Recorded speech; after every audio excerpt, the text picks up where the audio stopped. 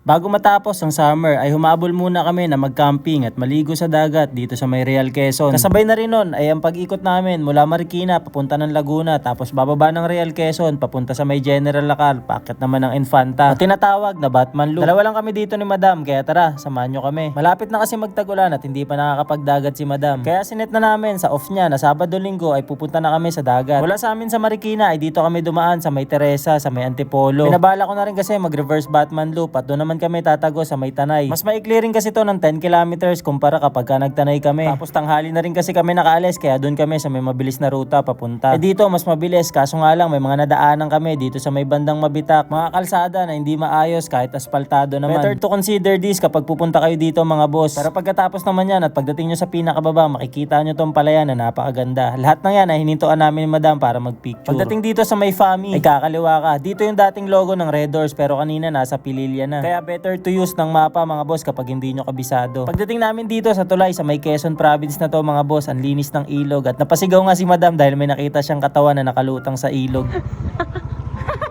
Nagulat si Lori Jem kasi pagtingin niya dito, kala niya may nakaipit doon na katawan na yun si Kuya. Kala niya nalunod to sa ay pala sumisisid na si Kuya. Minsan kasi kailangan nakadapan na buo yung... Sinisilip na kasi yung mga bato-ban sa ilalim. Doon kasi nagtatago yung mga isda eh. Hindi siya yung... Para kasi si Kuya parang walang buhay. Nakadapa lang. Hindi gumagalaw kanina nakaganyan lang siya. Tapos parang puting-puti na yung paa. Ayun niya, puti nga. After lang minutes ulit, nakita na namin yung dagat at sobrang saya namin. Nagpahinga lang kami dun saglit, tas dumiretso na kami dito sa may tutuloyan namin. Balak sana namin mag tent pitching sa lupa, kaso nga lang walang space dahil may mga nakapark na nasasakyan. Pero in-offer din naman agad nila dito sa may pavilion dahil pwede naman daw. At maganda rin naman dahil flat yung sahig nito at easy na lang maglatag. 200 pesos, dalawa na kami ni Madam para sa overnight entrance, tapos 500 pesos para sa tent pitching. Yung spot na napili namin ay napakaganda dahil front beach talaga siya, tapos meron pang saksakan dito sa may poste. Hindi rin siya masyadong crowded dahil napakalaki din talaga ng space at ganyan siya kalinaw guys, kitang-kita nyo naman. Itong part na to medyo bato-bato to pero hindi siya masakit sa paa, pero dito sa may kabilang side puro buhangin siya at corals na durog. Yung pwesto namin ay ayun lang tapos kami dito na, babaan. Babad-babad na lang kami dyan, boy. Sa sobrang init ng biyahe at medyo malayo din naman kahit papano, ay at least andito na kami sa reward namin, kaya nagbabad na lang din muna kami at naligo saglit. Sinulit na rin namin talaga maligo dahil baka sa mga susunod na araw ay magtag-ulan na. Kinabukasan, pagsikat ng araw, nagluto si Madam ng almusal. Dito na lang din sa gilid ng riprap namin ay isipang kumain dahil yung baba nito ay dagat na. Tapos tsaka naman na kami nag-tour dito sa may place.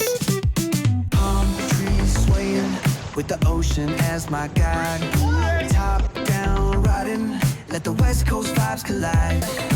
Corner store stops, grab a drink, it's all good. Cruising through the streets of my neighborhood. Hey yo, west coast weather, the sun sets slow. Chilling with the homies, let that talk box glow. Barbecues and palm trees.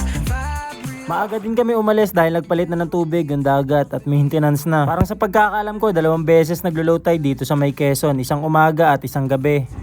Tapos na kami dito sa Real Star, so didiretso na kami papunta ron sa may General Lacar siya, tapos paakyat ng Infanta Quezon. So magmamarilaka naman kami Tanay para labas namin Antipolo Kogyo.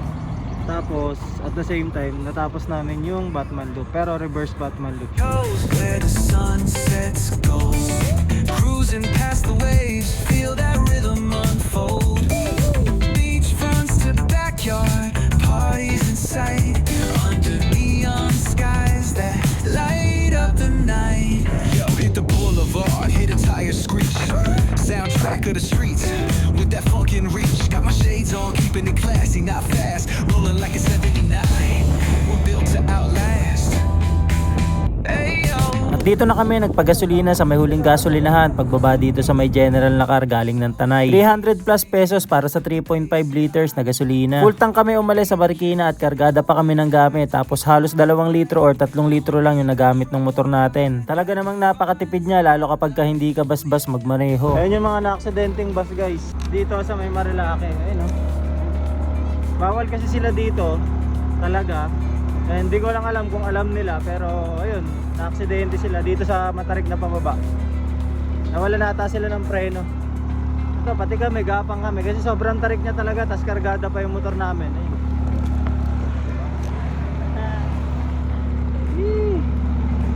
Once naman na makaahon ka na, worth it yung mga view dito. Tapos zigzaggy road pa, kaya talagang masarap magmaneho. Tapos asfaltado lahat. Kaya naman maraming rider ang gustong dumaan dito. At isa na ako doon, lalo pag bandang Quezon. Napakaayos kasi ng kalsada, napakalinis, napaka-asfaltado at wala masyadong lubak. At marami pang spot na pwedeng daanan at tambayan. So far, naging masaya naman yung biyahe namin ni Madam at nasulit namin yung 2 araw niyong pahinga. Yun lang, salamat!